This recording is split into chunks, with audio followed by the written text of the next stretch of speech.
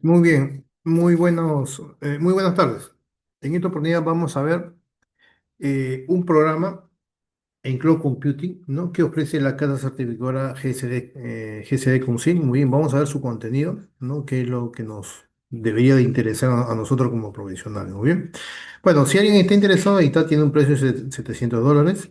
Lo puede adquirir como partner. Nosotros somos partner y por lo tanto nosotros hacemos todas las gestiones, ¿no? Para poder brindarle los materiales, ¿no? Acceso a la plataforma, los videos, simuladores, etcétera. Muy bien. O pueden comprarlo directamente aquí, pero nosotros brindamos asesoría como partner. Muy bien, para que el alumno, digamos, no pueda tener ningún problema en entender el contenido, por ejemplo, en consultar, en preguntar, ¿no? Nosotros le guiamos para el examen, también le capacitamos. Por este precio, inclusive, podemos capacitarles también, ¿no? Si desean. Bien, somos partners de GCD Config. Nosotros somos Codistec. Muy bien. Mi nombre es Mauro Alejandro Izarra Paronda y vamos a ver varios temas concernientes a este programa, ¿no? Muy bien, y al final ya ustedes sacan sus conclusiones para ver si pueden, digamos, acceder o no, ¿no? Si les interesa o no. Bien, yo les voy a hablar un poco de los objetivos, les voy a hablar un poco del contenido, ¿no? Para ver si se anima. Pero yo les aseguro que este es un programa bien completo, muy bien. Por ejemplo, ¿cuáles son los objetivos de este programa, ¿no? Por ejemplo, ahí menciono una serie de objetivos, por ejemplo, aprender a supervisar recursos, ¿no? Mediante el monitor de Azure. Otro sería, por ejemplo, aprenda a administrar objetos y activos de Azure, o adquiera conocimientos prácticos con las herramientas preferidas por la industria, o contar con conocimientos de la plataforma, ¿no? O conocimientos de la plataforma en la nube, ¿no? De Amazon Web Service, ¿no? Para almacenamiento, replicación y gestión del ciclo de vida. O aprenda a utilizar herramientas populares, ¿no? Para lograr una automatización de 360 grados.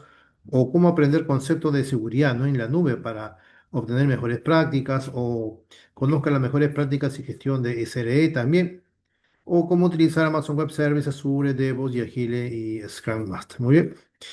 ¿Cuáles son los beneficios de este programa? Muy bien. ¿Cuáles serían los beneficios? Muy bien, los beneficios de este programa sería conseguir trabajo fácilmente, aprendizaje profundo de la tecnología de computación en la nube, aprendizaje conceptual de DevOps, SRE y Agile, ayuda a valorar tu carrera, ¿no? Y aprende a implementar y gestionar la computación en la nube. Muy bien. Muy bien, y lo que nos interesa, ¿no? Lo que nos interesa, vamos a ver cada uno de estos temas, ¿bien? Por ejemplo, esta es una serie de temas, ¿no? Lo voy a poner así, mejor. A ver. Acá hay una serie de temas, ¿no? Perdón, acá está. Son varios temas. Cloud Computing, fundamentos de Cloud Computing, ¿no? Amazon Web Services Cloud Platform, Microsoft Azure Cloud Platform, Google Cloud Platform, Cloud Security Concept, SRE, ¿no? CD Reliability Engineer, Fundamental, DevOps y Agile Scrum Master. Muy bien, pero vamos a ver su contenido. Por ejemplo, aquí dice, ¿no? Fundamentos de Cloud Computing. Bueno, vamos a aprender cuáles son los requisitos previos para la computación en la nube, qué saber antes de empezar con la computación en la nube, los principios de la computación en la nube, ¿no? Implementación y gestión de la computación en la nube, usando la nube, seguridad y cumplimiento, ¿no? Evaluación de la computación en la nube. Muy bien. ¿Qué más? En Amazon Web Service de Cloud Platform, por ejemplo, ¿qué es lo que se va a aprender ahí? Muy bien, un segundo. ¿No? Entonces, hay varios temas que ahí nosotros debemos de conocer, ¿oye? Por ejemplo, descripción general de los servicios de Amazon Web Service, ¿no? Un overview, ¿no? O un panel de control y presupuesto de Amazon Web Service, computación y equilibrio de carga y escalado automático, ¿no? Almacenamiento, replicación y gestión del ciclo de vida, o redes y migración de datos, ¿no? O S3, S2, EBS, qué significa, para qué sirve, ¿no? Cómo se usa o el LB y escalamiento automático, o CloudWatch, PPC y base de datos, ¿no? O la ruta 53, etcétera. Muy bien, ¿qué más? Eh, Después tenemos más abajito, a ver, vamos a cerrar esto. Tenemos Microsoft Azure, ¿no? Microsoft Azure Cloud Platform, ¿no? ¿Qué es lo que vamos a aprender ahora? Bueno, aquí vamos a aprender a administrar objetos y activos de Azure, gestionar el control de acceso basado en roles, implementar y administrar cuentas de almacenamiento, configurar máquinas virtuales para alta disponibilidad y escalabilidad, automatizar la implementación y configuración de máquinas virtuales, crear y configurar contenedores, ¿no? Acceso seguro a redes virtuales o integrar una red local, ¿no? Con una red virtual de Azure o supervisar recursos mediante Azure Monitor o implementar copias de seguridad y recuperación y configurar archivos de Azure, ¿no? Y almacenamiento de bloques de Azure. Muy bien. Muy bien. ¿Qué más? Vamos a cerrar esto. En Google Cloud, ¿no? En plataforma ¿no? de Google Cloud. Por ejemplo, ahí configuración de un entorno de soluciones en la nube, ¿no? Planificación y configuración de una solución en la nube, implementación y despliegue de una solución en la nube, garantizar el funcionamiento exitoso de una solución en la nube, o configuración de acceso y seguridad, ¿muy bien? Y después tenemos algunos conceptos, ¿no? Acá está. Muy bien. Ahí tenemos, por ejemplo, conceptos de arquitectura y diseño de la nube, seguridad de datos en la nube, seguridad de la plataforma de infraestructura en la nube, seguridad de aplicaciones en la nube, ¿no? Operaciones de seguridad en la nube, legal, riesgo y cumplimiento. Muy bien, compliance. Muy bien. Y en SRE, ¿qué se va a aprender? En el fundamento de SRE, por ejemplo, introducción, ¿no? O el entorno de producción desde el punto de vista de un SRE, objetivos de nivel de servicio, eliminando el trabajo, perdón, monitoreo de sistemas distribuidos, o la evolución de la automatización o la ingeniería de lanzamiento, la sencillez práctica de SRE, gestión en SRE, aceptar el riesgo, etcétera. ¿Muy bien? Después más adelante vamos a detallar, no se preocupen, solamente estoy mirando los títulos, pero después vamos a explicar un poquito en qué consiste cada tema, ¿muy bien? No solamente es mencionar los temas, sino que hablar un poquito, ¿muy bien? Y el punto 7 tenemos DevOps y Agile Scrum Master. Comprender los conceptos básicos de DevOps, gestión de cambios culturales, integración continua y entrega continua, herramientas populares para lograr una automatización de 360 grados, por ejemplo, o estrategia de implementación, ¿no? Que es Agile, manifiesto Agile, roles de Agile Scrum, marco de trabajo Agile Scrum, análisis en profundidad, historia de usuario y estimación, ¿no? Y estimación, calidad, Agile Scrum, planificación, etcétera. Muy bien. Muy bien, entonces eh, vamos a ver, vamos a ver un poco de teoría, muy bien, un poco de teoría, ¿no? Por ejemplo, ¿qué dice el primer punto? ¿No? Vamos a regresar hacia arriba, ¿no? Bueno, en primer lugar, GCI Consul es una casa certificadora muy posicionada en América Latina, muy bien, en el Caribe, ¿no? En Asia, en Europa, está bien posicionado, muy bien. Todas sus certificaciones están en español, no se preocupen, todas están en español. Nosotros como partner le enviamos todo bien traducido, no los simuladores, los materiales, los videos, todo en español, muy bien. Los videos nosotros, claro, está en inglés, pero nosotros los convertimos a PPTs, muy bien, para que se pueda entender mucho mejor todos los videos, muy bien, muy bien. O si saben inglés, ¿no? También pueden interpretar. Muy bien. Entonces, por ejemplo, vamos a ver aquí, ¿no? Por ejemplo, ¿qué significa requisitos de cloud computing, ¿no? O, ¿no? Acá dice este tema. Muy bien, vamos a ver de qué trata. ¿No? La idea es explicarle de qué trata. Muy bien. Entonces, el camino hacia la adopción de la computación en la nube, ya sea para una persona que busca aprender o una empresa que desea migrar, requiere considerar una serie de requisitos previos fundamentales. Muy bien. Y estos se pueden dividir en dos grandes categorías. Los requisitos para individuos que quieren aprender y los requisitos técnicos y estratégicos para una organización. Muy bien. Entonces, ¿cuáles serían los requisitos? La pregunta sería, ¿cuáles serían los requisitos para individuos que buscan aprender? Bueno, y yo le pregunto a usted, ¿no? Si quieres aprender en el mundo de la computación en la nube y certificarte, necesitarás una base de conocimientos en áreas clave, ¿no? Por ejemplo, fundamentos de redes, ¿no? De networking. Esto es crucial entender conceptos como direcciones IP, subredes, DNS, firewall y cómo funcionan las redes virtuales. La computación en la nube, ¿no? Se basa en la interconexión de servicios, ¿no? A través de redes, por lo que este conocimiento es indispensable. Muy bien. Después hay que conocer un poco de sistemas operativos, ¿no? Donde, OS, ¿no? O sea, donde debes tener un buen entendimiento, ¿no? De cómo funcionan los sistemas operativos, tanto Windows como Linux. La mayoría de los servicios de nube se ejecutan en estos sistemas, ¿no? Y tendrás que gestionarlos, configurarlos y resolver problemas. Muy bien. Debemos conocer también sobre base de datos, o sea, familiarizarnos con bases de datos relacionales como SQL y no relacionales como no SQL. La mayoría de las aplicaciones en la nube utilizan alguna forma de base de datos para almacenar datos. Muy bien. Debemos de conocer también conceptos de virtualización, o sea que la nube se construye sobre la virtualización. Comprender conceptos como máquinas virtuales, hiperversores, contenedores, Docker, Kubernetes, ¿no? Es un requisito previo para entender cómo funcionan los servicios de infraestructura en la nube. Muy bien. Hay que conocer también programación, que es opcional, pero es muy útil. Si bien no es estrictamente necesario para roles de infraestructura, tener conocimiento de lenguajes de programación como Python, por ejemplo, Java o PowerShell, ¿no? Nos va a permitir automatizar tareas y trabajar de manera mucho más eficiente. Muy bien. Hay que conocer también conceptos de seguridad, o sea, es fundamental entender, ¿no? Principios básicos de seguridad, como la gestión de identidad y acceso, IAM, el cifra de datos, la gestión de permisos. La seguridad es una responsabilidad compartida, ¿no? Entre el proveedor de la nube y el cliente. Muy bien. Entonces, lo que yo les estoy mencionando acá son requisitos para individuos que buscan aprender. Muy bien. Después hay otra serie de requisitos para una empresa que desea implementar la nube. Esos son otros requisitos. Muy bien. Para una organización, por ejemplo, o empresa, ¿no? La migración a la nube no es solo un cambio técnico, sino también un cambio estratégico y cultural. Y los requisitos previos que incluyen definición de una estrategia y objetivo de negocio. O sea que antes de empezar, la empresa debe tener claro por qué quiere ir a la nube. Es para reducir costos, mejorar la agilidad, escalar más rápido, mejorar la seguridad. Definir estos objetivos ayudará a elegir, ¿no? El modelo de nube, ¿no? Pública, privada o híbrida, y el proveedor, ¿no? Amazon Web Service, Azure o Google Cloud Platform, ¿no? Más adecuado. Muy bien. Otro requisito para la organización cuando desea implementar la nube es una evaluación del estado actual, o sea, un inventario de TI. O sea que la empresa necesita un inventario, ¿no? Completo de su infraestructura actual, aplicaciones, base de datos y cargas de trabajo, ¿no? Por ejemplo, ¿no? ¿Qué dependencias existen? ¿Qué aplicaciones son migrables, ¿no? ¿Cuáles deben ser modernizadas o reescritas, por ejemplo? Otro requisito para la organización cuando que se implemente la nube es realizar un análisis de costos y retorno de inversión, un ROI. Y esto es fundamental realizar, ¿no? Un análisis detallado de todos los costos, no solo de la migración inicial, sino de todos los costos operativos a largo plazo en nube.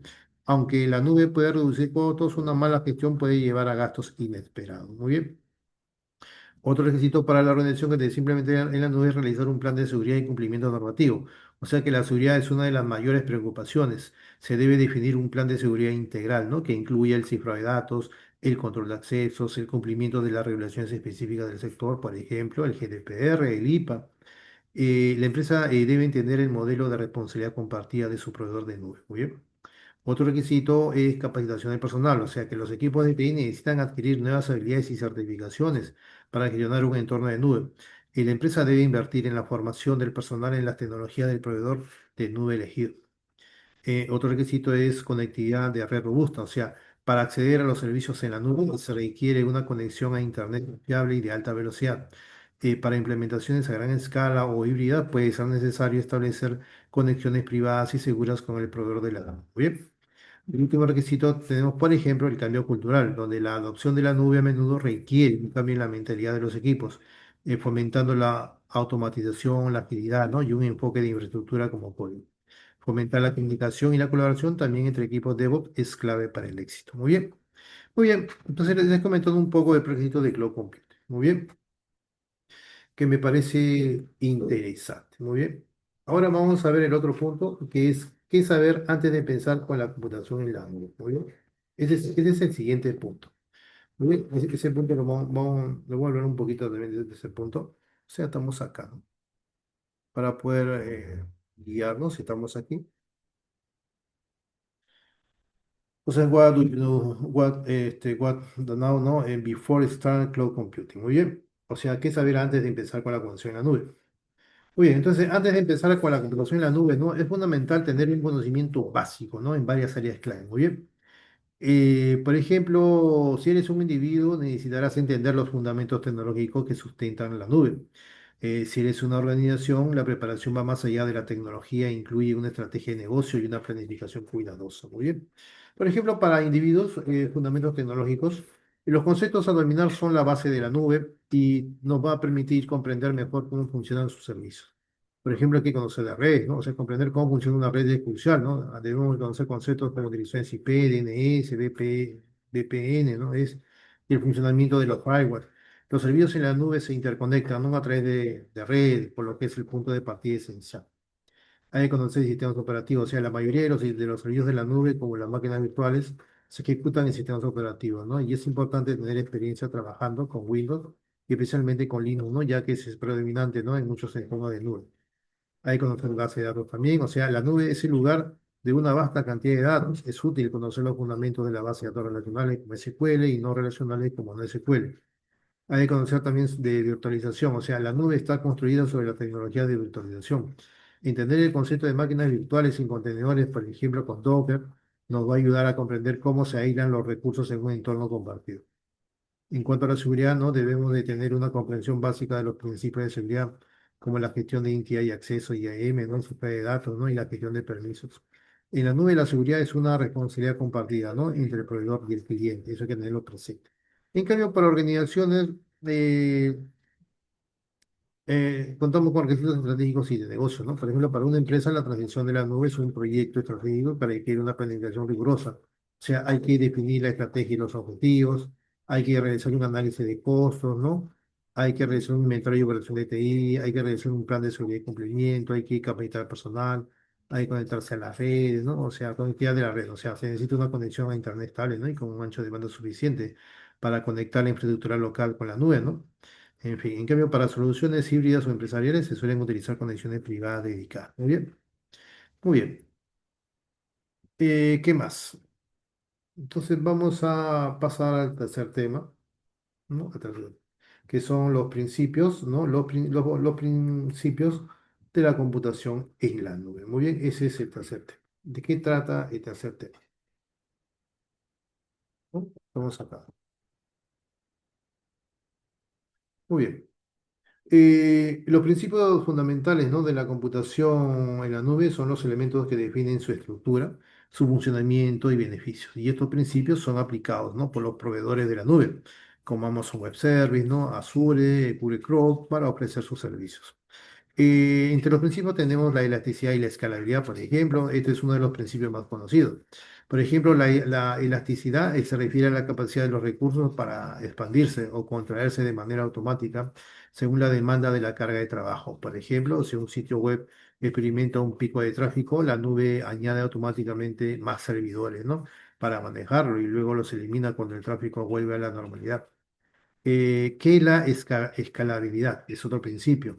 O sea, es la capacidad de los recursos para crecer o decrecer, ¿no? Para manejar mayores o menores cargas de trabajo. Y se puede lograr de dos formas, ¿no? La escalabilidad vertical y la escalabilidad horizontal. La escalabilidad vertical es aumentar o disminuir los recursos, ¿no? De un único servidor, por ejemplo, añadir más RAM, ¿no? A una máquina virtual. Y la escalabilidad horizontal es añadir o eliminar más servidores a un sistema para distribuir la carga, ¿no? La elasticidad es una forma también, la electricidad es una forma de escalabilidad, ¿no? Horizontal automatizada. Muy bien. ¿Qué más? Otro principio tenemos el pago por uso, ¿no? Que este principio cambia el modelo de inversión tradicional. En lugar de comprar hardware costoso con un gasto de capital inicial, pagas por los recursos que consumes, ¿no? Y cuando lo consumes. Es similar a la factura de la luz o el agua, ¿no? En donde pagas solo por lo que utilizas. Y esto convierte el gasto en un gasto operativo, ¿no? Y permite un control de costos más flexible. Muy bien. Otro principio tenemos la abstracción y la virtualización. La nube funciona abstrayendo la complejidad del hardware físico subyacente. Los usuarios interactúan, ¿no? Con una capa de software que gestiona la infraestructura. Muy bien.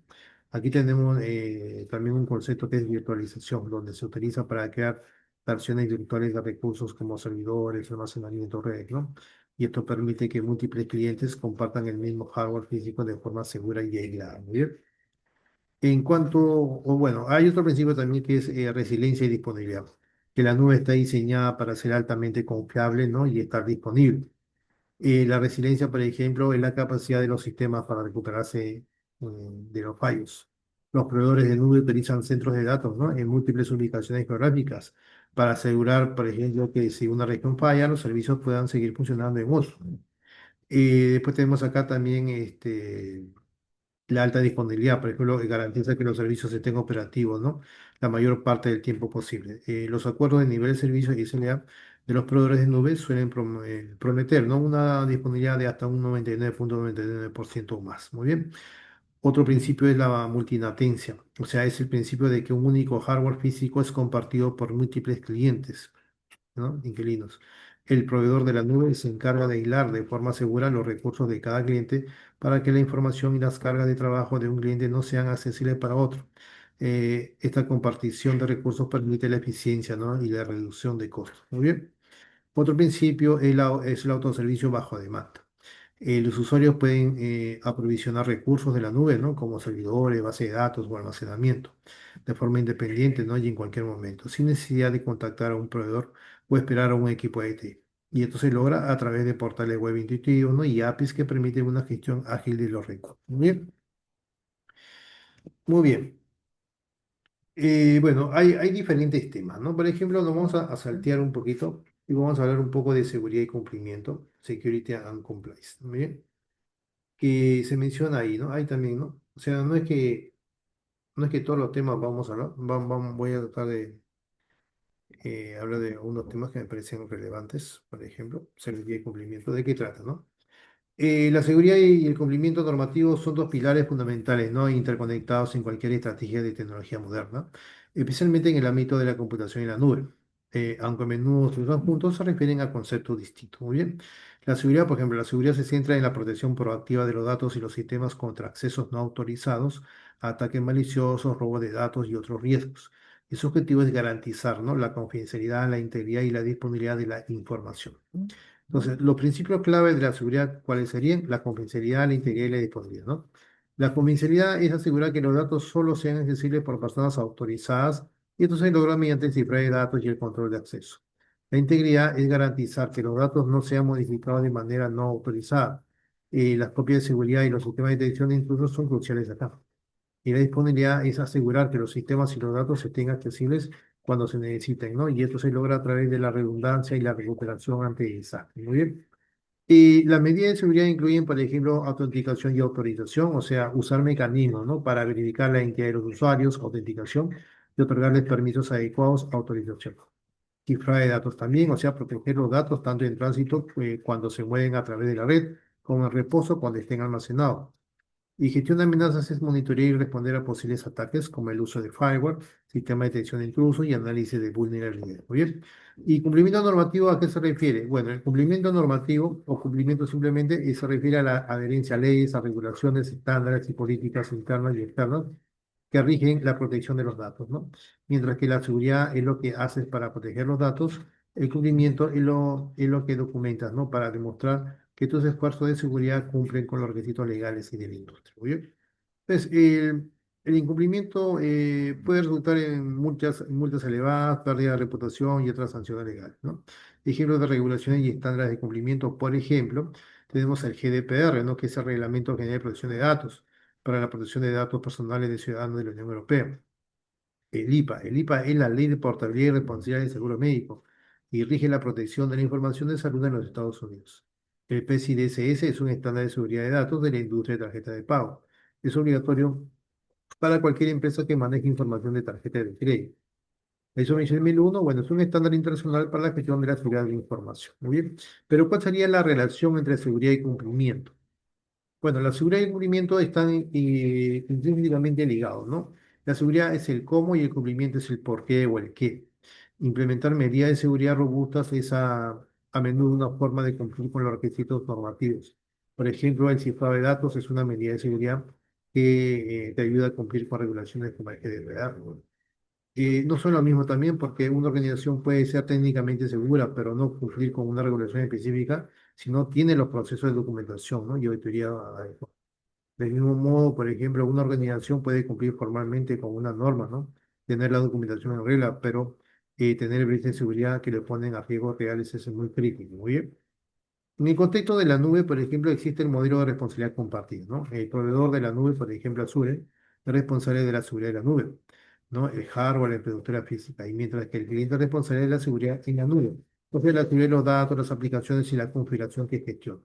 Y ambas partes tienen roles distintos en el cumplimiento normativo. Muy bien. Muy bien, vamos a hablar un poquito de Amazon Web Service Cloud Platform. A ver, vamos a ver. ¿no? ¿Qué tema podemos, por ejemplo, a ver, vamos a seleccionar un tema interesante. ¿Qué podría ser, por ejemplo, a ver, ¿cuál sería? Podría ser, ¿no? Almacenamiento, replicación, gestión del ciclo de vida, ¿no? De Amazon, puede ser eso.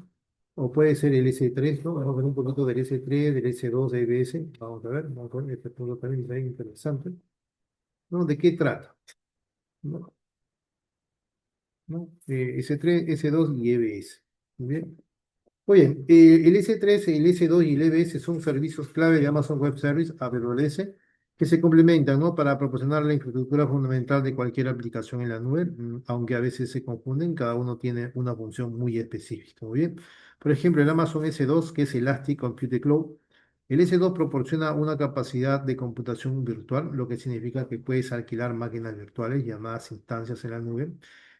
Piensa, por ejemplo, en S2 como el cerebro de tu infraestructura donde se ejecutan tus aplicaciones, tus servidores web y base de datos.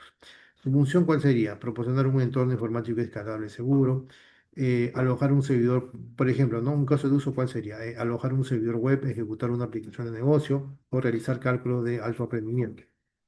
Las características clave serían acá que nos va a permitir elegir entre diferentes tipos de instancias, con variaciones de CPU, RAM, almacenamiento y redes, y escalar la capacidad en minutos, ¿no? En cambio, el Amazon EBS, Elastic Block Store, el EBS es un servicio de almacenamiento de bloques que se usa como disco duro virtual, ¿no? Para las instancias de S2. Un volumen de EBS solo se puede juntar a una única instancia de S2 o a la vez, ¿no? Y en la misma zona de disponibilidad. Su función es que proporciona almacenamiento persistente a nivel de bloque, similar a un disco duro tradicional. Un caso de uso, ¿cuál sería? Bueno, almacenar el sistema operativo, por ejemplo, los archivos de la aplicación o la base de datos en una instancia de S2. ¿Cuáles serían las características claves? Eh, no, estamos viendo este punto, estamos viendo este punto, por favor. ¿Cuáles serían las características clave del EBS? Y que ofrece una baja latencia y una alta disponibilidad, ¿no? Lo que la hace ideal para cargas de trabajo transaccionales, ¿no? Que requieren un acceso rápido a los datos. Las instantáneas de EBS se almacenan en S3. Muy bien. ¿Y qué significa S3? Es Simple Storage Service. O sea, el S3 es un servicio de almacenamiento de objetos, diseñado para almacenar grandes cantidades de datos de forma altamente escalable y duradera. Y a diferencia del EBS, el S3 no está ligado a una instancia de S2 y puede ser accedido a través de Internet mediante una API. ¿Su función cuál sería? Almacenar cualquier tipo de objeto, imágenes, videos, documentos, backup, etcétera, en buckets o cubos. El caso de uso cuál sería? Almacenamiento de archivos estáticos para un sitio web, copia de seguridad de datos, el lago de datos para análisis y archivos multimedia, etcétera, ¿no? Y característica clave cuál sería? Bueno, ofrece una durabilidad del 99.99%, 11.9, o sea, 99.999%, ¿no? Como unos 11.9 aproximadamente, ¿no? Y es mucho más económico que EBS para el almacenamiento a largo plazo. Muy bien. ¿Cuál sería el resumen de ellos? Bueno, el tipo de servicio en Amazon S2 es de computación, de Amazon EBS es almacenamiento de bloques y de Amazon S3 es almacenamiento de objetos. El propósito del Amazon S2 es ejecutar aplicaciones y código. El propósito del Amazon EBS es disco duro para S2. El propósito para Amazon S3 es almacenar cualquier tipo de archivo. Muy bien. En fin. El costo de Amazon S2 es basado en el tiempo de ejecución. El costo de Amazon EBS es basado en el volumen y el tipo. El costo de Amazon S3 es basado en el volumen y el acceso. Muy bien. Muy bien. La latencia, por ejemplo, de Amazon S2 es muy baja. La latencia de Amazon EBS es baja. La latencia de Amazon S3 es en milisegundos. Muy bien. En fin, la escalabilidad de Amazon S2 es horas o días, la escalabilidad de Amazon EBS es aumento de volumen, la escalabilidad de Amazon S3 es almacenamiento ilimitado, ¿no? Muy bien, muy bien. Vamos a ver un Blue Platform, o mejor dicho, Azure, ¿no? En Azure, ¿qué tema podemos elegir, por ejemplo? Ahí? Por ejemplo, a ver, vamos a ver qué tenemos que elegir acá de Azure. Puede ser crear y configurar contenedores, también puede ser, opciones de configurar redes virtuales, ¿no? En fin. Por ejemplo, supervisar recursos mediante Azure Monitor. Muy bien, vamos a escoger ese tema. Muy bien,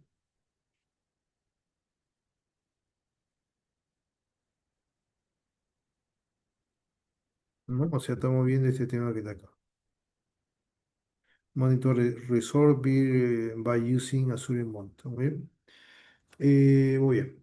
El Azure Monitor es el servicio principal, ¿no?, del monitoreo de Azure, que nos va a ayudar a recopilar, a analizar y a actuar sobre datos de telemetría, ¿no?, de nuestros entornos en la nube y locales, que ofrece una visión completa de la salud, del rendimiento y la disponibilidad de todos nuestros recursos y aplicaciones. Muy bien. ¿Cuáles serían los componentes clave del Azure Monitor? Bueno, Azure Monitor se basa en una arquitectura que integra varios componentes para proporcionar una solución de monitoreo completa. Origen de datos, ¿no? Source. Por ejemplo, Azure Monitor recopila datos de tres tipos principales de fuentes. Los datos de la plataforma Azure, los recursos del cliente, las fuentes externas, ¿no? En cuanto a los datos de la plataforma Azure, incluyen métricas y registros de la mayoría de los servicios de Azure. En cuanto a recursos del cliente, datos del sistema operativo de tus máquinas virtuales. En cuanto a fuentes externas, puedes integrar datos de fuentes que no son de Azure, ¿no?, como tus entornos locales. Muy bien. ¿Qué más? Otro componente de Azure Monitor tenemos la recopilación de datos, o sea que los datos se recopilan y almacenan en dos tipos de formatos, en métricas y en registros. En métricas, que son valores numéricos ligeros que describen un aspecto de un sistema, ¿no?, en un momento determinado, ¿no? Por ejemplo, el uso de CPU de una máquina virtual. Se almacena en una base de datos de serie de tiempo optimizada para un análisis rápido. Y en registros son los logs, que son eventos y datos más detallados que se registran en diferentes momentos, ¿no?, y son útiles para auditorías y diagnósticos. Y se almacenan en analíticas de log, ¿no? O sea, Log Analytics Workspace, muy bien, que son entornos de consulta y análisis. ¿Qué más? Otro componente de la clave de Azure Monitor tenemos los análisis de datos.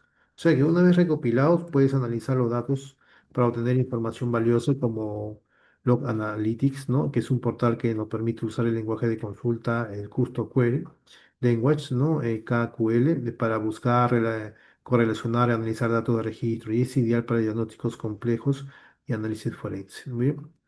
Después, otro componente de Azure Monitor son las notificaciones y acceso, ¿no?, donde Azure Monitor nos permite automatizar respuestas a los elementos detectados, como reglas de alerta, grupos de acciones. En cuanto a reglas de alerta, puedes configurar alertas, ¿no?, que se disparen cuando una métrica o un evento de registro cumpla con una condición específica. Por ejemplo, ¿no?, cuando el uso del CPU supera el 80%, supere el 80% durante 5 minutos, por ejemplo. ¿Cuáles serían las mejores prácticas para supervisar recursos? Pues para una supervisión efectiva con Azure Monitor hay que considerar las siguientes prácticas. Definir, por ejemplo, yo- nosotros, ¿no?, debemos definir nuestros objetivos de monitoreo. O sea, ¿qué necesitamos monitorear? El rendimiento, la disponibilidad, los costos, la seguridad. Otra mejor práctica para supervisar recursos sería configurar un espacio de trabajo de Log Analytics, o sea, crear un espacio centralizado para recopilar registros de todos nuestros recursos, lo que facilitará el análisis de datos correlacionados. Otra mejor práctica para supervisar recursos es utilizar etiquetas, o sea, aplicar etiquetas, ¿no?, a nuestros recursos para organizar y filtrar los datos en Azure Monitor, facilitando la supervisión por proyecto entorno propietario. Muy bien. Otra mejor práctica para supervisar recursos es implementar un monitoreo proactivo. O sea, no esperar, ¿no?, a que ocurra un problema. Hay que configurar alertas para las métricas y registros clave para ser notificado antes de que un incidente impacte a los usuarios. Muy bien, muy bien. Bueno, en fin, ¿no? Azure es bien grande, ¿no? ¿No? Por ejemplo, ¿qué más? ¿Qué otros temas pueden estar acá? Por ejemplo, puede ser configurar archivos de Azure y almacenamiento de blog de Azure, implementar y administrar cuentas de almacenamiento, configurar máquinas virtuales, etcétera. Muy bien, y eso lo aprendemos en el curso. Muy bien. ¿Qué más? En Google Cloud, por ejemplo, ¿qué podemos seleccionar acá en Google Pro? ¿No? Vamos a ver qué podemos ver. En plataforma de Google Cloud hay configuración en entorno de solución en la nube, planificación y configuración de solución. ¿Cuál podría ser? Em, por ejemplo, implementación y despliegue de una solución en la nube, ¿no? Ese tema también parece bien interesante. ¿Bien? Ese tema lo vamos a ver, ¿no? Aquí está. Deploy and Implementation Cloud Solution. Muy bien, acá está, ¿no? Ese temita.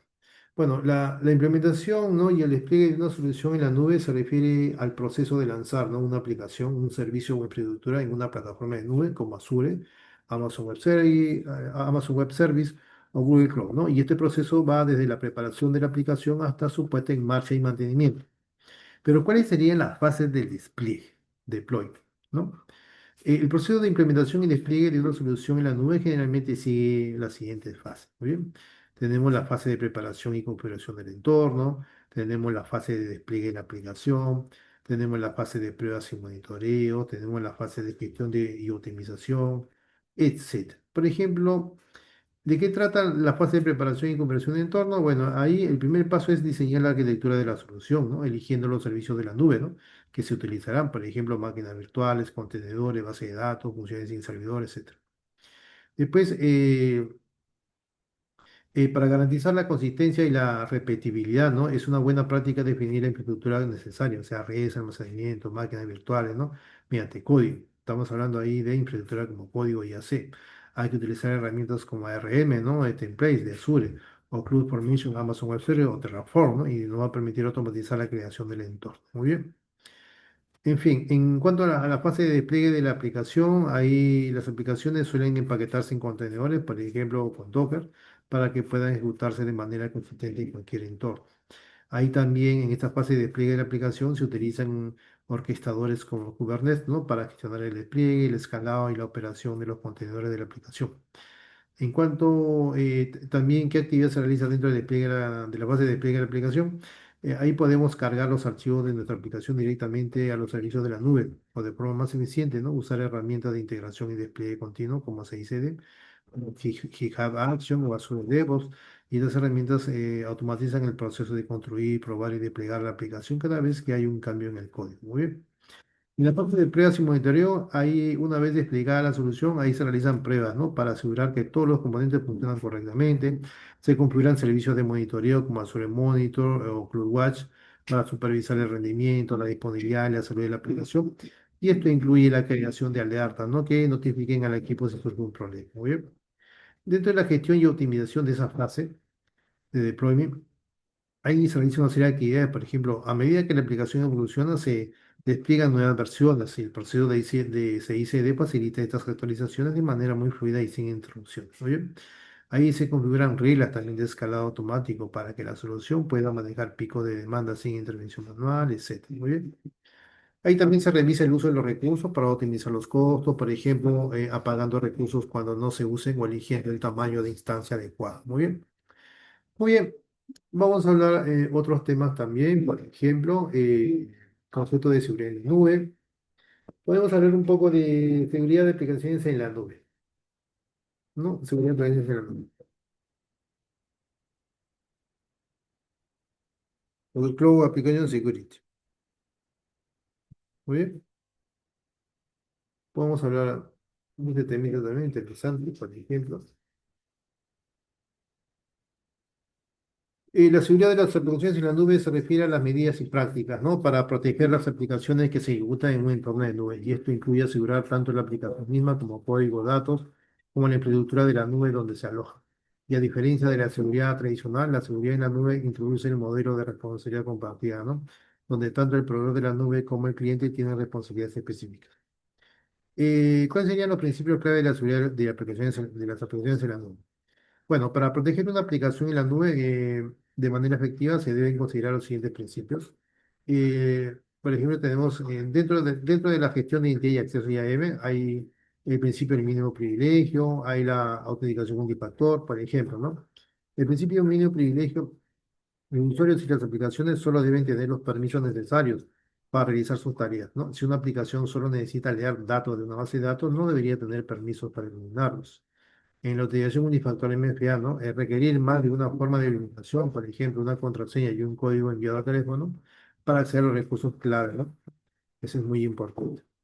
¿Qué más? En cuanto al cifrado de datos, los datos son reposo, por ejemplo, los datos son tránsito, ¿no? Los datos en reposo, los datos almacenados en servicios como base de datos o almacenamiento de objetos deben ser cifrados, ¿no? Para que incluso si un atacante accede a ellos no pueda leerlo. Y datos en tránsito, la comunicación entre la aplicación y el usuario, por ejemplo, a través de HTTPS y entre los diferentes servicios de la nube, deben estar cifradas para prevenir la interceptación. Muy bien, ¿qué más? Dentro de la gestión de Intelligent Access IAM, también encontramos la figura de la infraestructura, ¿no? Que eso es muy importante. No, perdón. Eh, y después otro principio sería la seguridad de la infraestructura. Ahí encontramos, por ejemplo, redes virtuales, firewall, gestión de vulnerabilidades, ¿no? Dentro de redes virtuales, por ejemplo, hay que utilizar redes virtuales y sobre redes, ¿no? Para aislar nuestra aplicación del resto de Internet y de otros recursos más relacionados. Firewall también, ¿no? Configurar reglas de firewall para controlar el tráfico de entrada y salida, permitiendo solo las conexiones necesarias. En gestión de vulnerabilidades hay que realizar escaneos regulares del sistema operativo y la librería de la aplicación para detectar y corregir vulnerabilidades conocidas, etcétera. Muy bien. ¿Qué más? Otro principio clave de aplicaciones en la nube, de la seguridad de aplicación en la nube es, por ejemplo, seguridad en el ciclo de desarrollo, o sea, DevSecOps. O sea, integración de la seguridad temprana, análisis de códigos, ¿no? En cuanto a integración de seguridad temprana quiere decir que la seguridad no debe ser una idea de último momento, sino que las prácticas de seguridad deben integrarse en cada etapa del ciclo de vida y desarrollo del software, en diseño, en codificación, en prueba y despliegue. En análisis de código hay que utilizar herramientas de análisis de código estático y dinámico, ¿no? Para identificar vulnerabilidades en la aplicación antes de que se despliegue en producción. Muy bien. En fin, muy bien. ¿Qué más? Otro principio clave de la seguridad de la aplicación en la nube, que me estaba olvidando, es el monitoreo y auditoría, o sea, registro de actividades, alerta de seguridad, ¿no? En lo que es registro de actividades, hay que registrar todas las acciones realizadas en la aplicación, ¿no? Y la infraestructura para poder rastrear y auditar lo que ha sucedido. Y en cuanto a alerta de seguridad, hay que configurar alertas para que nos notifiquen sobre actividades sospechosas, como intentos de inicio de sesión fallidos o cambios en la configuración de seguridad. Muy bien, muy bien. Entonces, se comentó varios temitas, ¿no? Bueno, en fin, SRE también hay temas, de DevOps también. Muy bien, bien. Si están interesados en adquirir la certificación, ¿no? Tiene un precio de $700 e incluye capacitación. Muy bien. Ahí tenemos, al final ustedes, acá hay un ejemplo, ¿no? De certificado, muy bien. Cloud Computing Postgrado de certificación. ¿Está? Ahí está, muy bien. Hay algunas preguntas ahí frecuentes, ¿no? Si tienen alguna duda, por ejemplo, ¿no? Podemos leerlas también. No sé, por ejemplo, ¿cómo me inscribo al programa de certificación en computación en la nube? Bueno, a nosotros, nosotros somos partner, ¿no? Se comunica con nosotros a www.corsite.com o a WhatsApp 993-261-682 o al correo electrónico que es amador.izarra@gmail.com. Muy bien. En fin, bueno, hay diferentes preguntas, ¿no? Por ejemplo, ¿cuál es el público objetivo del programa de posgrado en computación en la nube? ¿No? O fue target, ¿no? Acá está. Y aquí dice, el programa de certificado de posgrado de computación en la nube es ideal para recién graduados, ¿no? Y profesionales que desean mejorar sus habilidades en computación en la nube, ¿no? Y seguir una carrera en este campo, ¿bien? Pero en sí es para todo tipo de profesional.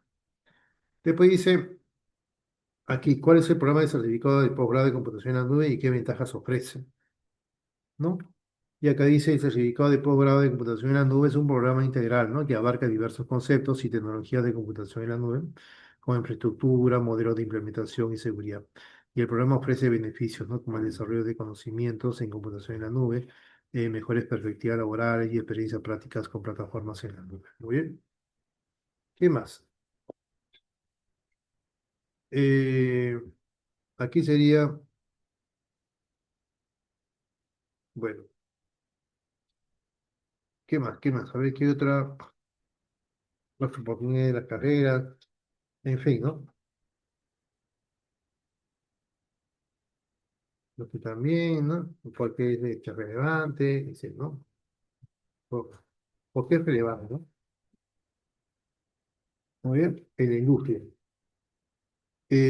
Bueno, la relevancia del programa de posgrado en computación en la nube en la industria es significativa, ya que se ha convertido en una tecnología esencial, ¿no? para las empresas y organizaciones modernas. Y el programa proporciona a los estudiantes las habilidades necesarias para diseñar, implementar y gestionar infraestructura y aplicaciones en la nube, ¿no? Convirtiéndolos en activos valiosos para cualquier organización. ¿Muy bien? Bueno, en fin, hay una serie de preguntas, ¿no? Bastante preguntas. ¿Cuál es el periodo de validez? Interesante. Al elegir una certificación de GSDC, puede estar seguro de que seguirá siendo válida para su carrera profesional sin necesidad de renovación ni pago de tarifa. Muy bien, eso es muy importante, ¿no? Después, ¿cuáles son los beneficios? Acá está. El certificado de posgrado en computación en la nube ofrece varios beneficios a las organizaciones, incluye el acceso a profesionales capacitados que pueden diseñar y administrar la infraestructura y las aplicaciones en la nube, ¿no? Y una mayor eficiencia y productividad a través de soluciones basadas en la nube y una reducción de los costos de infraestructura de TI, ¿no? Bien, en fin. Entonces, si alguien desea, ¿no? Yo me parece que sí, ¿no? Por ejemplo, yo cuento con la certificación y he aprendido bastante aquí. Muy bien. Si alguien desea certificarse, yo les asesoro, les doy capacitación, ¿no? Etcétera, para que puedan, digamos, certificarse y validar más sus conocimientos y tener, digamos, más chance para poder ser elegidos, ¿muy bien? Y participar en proyectos de cloud computing o en alguna actividad relacionada a cloud computing. Muy bien, quienes de precios de $300 se comunican con nosotros, ¿no? Si están interesados, muy bien. GCD Concel es una casa certificadora bien grande a nivel mundial. Muy bien. Está posicionada en todo el orbe, por decirlo así, ¿no? Entonces, yo les sugiero que tengan ese interés. Muy bien. Por ejemplo, detalle del examen. ¿Cuál sería? Son 40 preguntas, ¿no? Es el formato del examen, opción múltiple, idioma inglés, pero nosotros para América Latina es en español. La puntuación de aprobación es 65%, duración 90 minutos, libro abierto, no dice validez de la certificación de por vida y repetición de prueba de cortesías. Bien, o sea, dos intentos. Muy bien, muy bien. ¿Qué más? Ahí está la certificación. No, vamos a ver un poquito lo que se dice acerca, dice ahí, ¿no? Acerca del programa de posgrado en certificación de computación en la nube. Dice, el programa de posgrado en computación en la nube de GSDC nos ayuda o te ayuda a convertirte en un experto en Agile Scrum, Master, Azure y Microsoft AWS. Y este programa te ayuda a dominar y desarrollar las habilidades necesarias para convertirte en un experto en la nube. El programa de posgrado en computación en la nube de GSDC te ayuda a convertirte en un especialista en la planificación, en el diseño y el escalamiento de implementaciones en la nube. En el programa de posgrado en implementación en la nube, los profesionales de DevOps son responsables de la retroalimentación continua, la implementación continua, la integración continua y la entrega continua y de brindar los mejores servicios para la empresa. Muy bien. Hay testimonios, ¿no? Programas de estudios que lo hemos revisado ya, ¿no? O el sílabo, ¿no? Ahí hemos revisado el sílabus, ¿no? Acá están los roles, ¿no? Inscripción, testimonios, en fin. Bueno, nosotros le brindamos los materiales, acceso a la plataforma, asesoría de videos y todo es en español. Y hasta el mismo examen es en español. Muy bien, los simuladores también es en español, materiales en español y tienen en cuenta con la asesoría de Colegitex. Muy bien, muy bien. Entonces, se unen con nosotros en nuestras redes sociales si están interesados.